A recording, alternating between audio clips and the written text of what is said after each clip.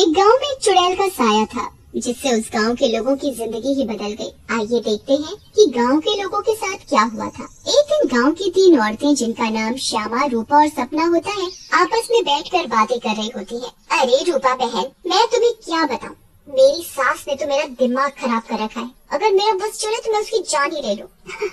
अरे क्या हुआ श्यामा बहन, इतना गुस्से में क्यों हो? शांति मौसी ने क्या कर दिया? हाँ तुम घर में अकेली हो ना, इसीलिए इतने मजे से रहती हो। हमसे पूछो जिनकी सास है, एक तो खाती है इतना, रोटी बना बना कर मेरे तो हाथ ही थक जाते हैं, ऊपर से हर काम में कमियां निकालती है। सही कह रही हो श्यामा बहन, मेरी कहानी भी कुछ कुछ तुम्हारी तरह ही है। मैं तो जरा सा अपने मर्द के साथ बैठ क्या जाऊं, पता नहीं कहां से बुढ़िया को खबर मिल जाती है, वहीं आकर सर पर खड़ी हो जाती है। हाँ ये तो चिंता की बात है सपना बहन, मौसी को समझाओ, नहीं तो दादी कैसे बनेंगी। रूपा की बात सुनकर तीनों जोर जोर से हंसने लगती हैं। तभी उनकी नजर एक गोलगप्पे वाली पर पड़ती है। गोलगप्पे वाली बहुत ही सुंदर होती है, उसे देखकर तीनों से रहा नहीं जाता और वो तीनों गोलगप्पे वाली के पास चली जाती हैं। अरे तुम तो औरत होकर गोलगप्पे बेच रही हो। ये तो पहली बार देखा है। अरे तो बहन, इसमें बुराई क्या है, कोनो गलत काम थोड़ी ना कर रहे हैं, मेहनत कर रहे हैं। वैसे आप लोग खाओगे गोलगप्पे? बातें तो बहुत अच्छी बनाती हो, चलो देखते हैं गोलगप्पे कैसे हैं। उसके बाद श्यामा और सपना दोनों गोलगप्पे खाने लगती हैं और रूपा वहीं खड़ी हो जाती है। रूपा को ऐसे खड़े देख गोलगप्पे वाली बोलती है, अरे बहन, आप नहीं खा रही गोलगप्पे? क्या हुआ, कहीं आपको अपने फिगर खराब होने का डर लग रहा है क्या? अरे नहीं नहीं, ऐसी बात नहीं है, मैं बस बाहर का सामान कम खाती हूँ और कोई बात नहीं, इन दोनों को खाने दो। श्यामा और सपना गोलगप्पा खाने के बाद बोलती हैं, अरे वाह गोलगप्पे वाली, क्या गोलगप्पे हैं, मुंह से तो स्वाद ही नहीं जा रहा, मजा आ गया।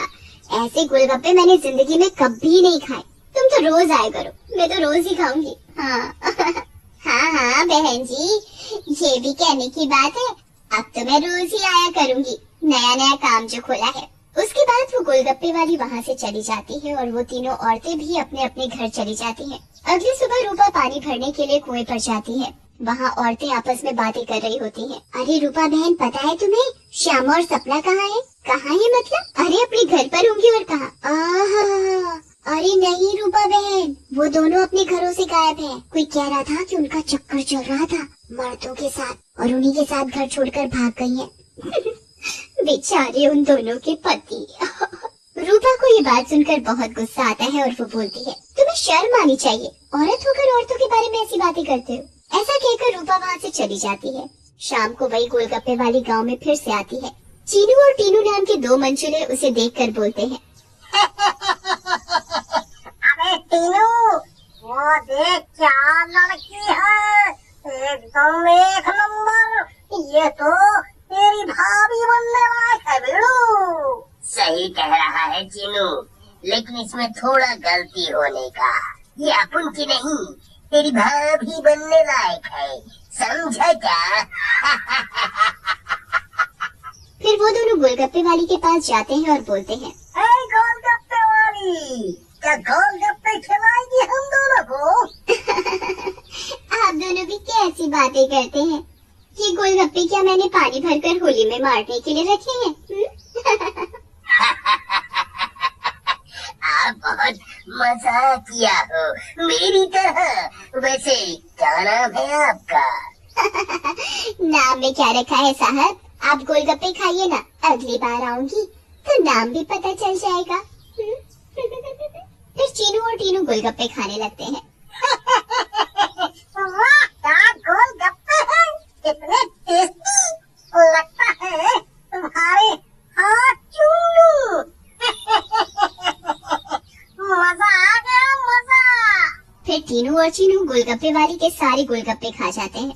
अरे आप दोनों तो बहुत सारे गोलगप्पे खा गए, कहीं आपका पेट न खराब हो जाए। कुछ नहीं होगा हम दोनों को, हम दोनों का बॉडी एकदम स्टील के माफिक है। वैसे कल आएंगी आप यहाँ? लेकिन गोलगप्पे वाली कुछ नहीं बोलती और वहाँ से चली जाती है। रात में ज्यादा गोलगप्पे खाने की वजह से टीनू और चीनू के पेट में दर्द होता है। हाय रे, मर गया। अरे चीकू भाई, ये लड़की का चक्कर अपन दोनों के लिए भारी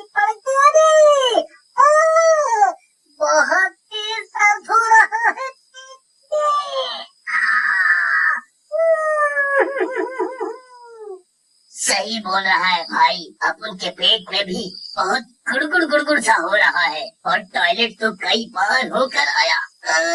मर गया रे, फिर से आ गई। तीनू और चीनू दर्द के मारे पेट पकड़कर बैठे होते हैं। तभी वो गोलगप्पे वाली उनके पास आ जाती है और बोलती है क्या हुआ मेरे आशिकों, ऐसे क्यों बैठे हो? पेट में दर्द हो रहा है क्या? तुम्हें पता था कि क्या मिलाया है तुमने इसमें, बताओ। लेकिन तभी गोलगप्पे वाली चुड़ैल के रूप में आ जाती है। उसे ऐसे देखकर तीनू और चीनू दोनों घबरा जाते हैं और भागने लगते हैं। ये क्या हो गया आप लोगों के साथ? हम तो परी समझ रहे थे, ये तो चुड़ैल निकली। अब हम क्या करेंगे? भागो, अपनी जान बचाकर भागो।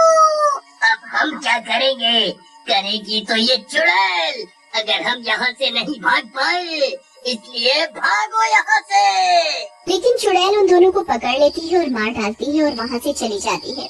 इसके बाद तो मानो ये रोज की बात हो जाती है। रोज वो चुड़ैल गोलगप्पे वाली बनकर आती और गोलगप्पे खिलाकर रात में लोगों को मार डालती। इन सब से गाँव वाले बहुत परेशान हो जाते हैं और एक दिन पंचायत बिठाते हैं। पंचायत में रूपा भी जाती है। अरे भाइयों, गांव संकट में है, हम सबको मिलकर इस समस्या का समाधान निकालना पड़ेगा, नहीं तो एक एक करके पूरा गांव ही खाली हो जाएगा। तभी रूपा का पति दीनू बोलता है, लेकिन सरपंच जी, हमें तो कुछ पता नहीं है कि ये सब कौन कर रहा है, या लोग अपने आप सब छोड़कर जा रहे हैं। सही कह रहे हो दीनू बेटा, लेकिन हम ऐसे शांत तो नहीं बैठ सकते और अपने गांव वालों को जाने नहीं दे सकते। हमें कुछ तो करना ही होगा। हाँ। फिर पंचायत में कोई भी फैसला न निकलने पर सभी गांव वाले अपने अपने घर चले जाते हैं। उसी दिन दोपहर में चुड़ैल फिर से गोलगप्पे वाली का भेष बदल कर गाँव में आती है।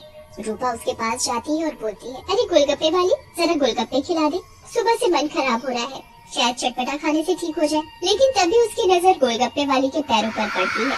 गोलगप्पे वाली के पैर उल्टे होते हैं। रूपा ये देखकर समझ जाती है कि हो ना हो ये इसी का किया धरा है। रूपा सब समझने के बावजूद गोलगप्पे खाने लगती है और खाकर वहाँ से चली जाती है और दीनू के घर में जाकर सारी बात बताती है, जिसे सुनकर दीनू बोलता है, तुम पागल हो गई हो क्या रूपा? अगर उस गोलगप्पे वाली पर तुम्हें शक था तो तुमने गोलगप्पे क्यों खाए और अपनी जान जोखिम में क्यों डाली? मैंने अपनी जान जोखिम में नहीं डाली। तुमने एक बात पर ध्यान नहीं दिया, गांव में जितनी भी लाशें मिली हैं वो सिर्फ आदमियों की हैं, एक भी औरत की नहीं है। इसका मतलब ये है कि ये चुड़ैल अभी सिर्फ आदमियों को मार रही है। लेकिन रूपा, फिर भी औरतें तो गायब हो रही हैं और वो चुड़ैल निकली तो तुम उसका मुकाबला कैसे करोगी? हम औरतों में बड़ी शक्ति होती है, हम अगर अपनी पर आ जाएं तो किसी को भी अपने बस में कर लें। ये तो एक चुड़ैल है, इसे मैं देख लूंगी। तुम चिंता मत करो। फिर रूपा और दीनू अपने कमरे में सो जाते हैं, लेकिन रूपा की चिंता में दीनू को नींद नहीं आती और वो आंख बंद करके लेटा रहता है। रात में चुड़ैल उन दोनों के कमरे में आती है और रूपा को यूं आराम से सोते हुए देखकर हैरान रह जाती है। ये औरत तो वाकई बहुत निडर है, क्या बात सो रही है, लेकिन आज के बाद डरेगी। ऐसा कहकर चुड़ैल सोती हुई रूपा को उठा लेती है और जंगल की ओर चल पड़ती है। दीनू भी चुपचाप चुड़ैल का पीछा करने लगता है। चुड़ैल एक गुफा के सामने पहुंचकर रुक जाती है और गुफा को खोलती है। खुल जाओ सिमसिम। गुफा का दरवाजा खुल जाता है और चुड़ैल अंदर चली जाती है। दीनू भी चुपके से उनके पीछे पीछे अंदर चला जाता है। अंदर जाकर चुड़ैल रूपा को एक अंधेरे कमरे में ले जाती है और रोशनी करती है। जैसे ही वहाँ रोशनी होती है, गांव की बाकी औरतें भी रूपा को दिखाई देती हैं। श्यामा और सपना भी वहाँ होती है। अरे चुड़ैल, ये सब क्या है? गांव की औरतें, तुम ये क्या कर रही हो? लेकिन चुड़ैल कुछ नहीं बोलती। रूपा बहन, ये चुड़ैल पूर्णिमा के दिन हम सब औरतों की बलि देगी, बचा लो हमें। ये बचाएगी तुम्हें। इसकी जान तो खुद खतरे में है। तभी वहाँ दीनू आ जाता है और बोलता है, रूपा की नहीं चुड़ैल, बल्कि तू खतरे में है। दीनू सब औरतों को जलती मशाल दे देता है। चुड़ैल, तूने हमको और गांव वालों को बहुत परेशान किया है, गोलगप्पों की कसम तुझे छोड़ेंगे नहीं। ऐसा कहकर औरतें चुड़ैल के ऊपर मशाल डाल देती हैं और चुड़ैल जलने लगती है। मुझे जाने दो, छोड़ दो। लेकिन चुड़ैल थोड़ी ही देर में जलकर भस्म हो जाती है।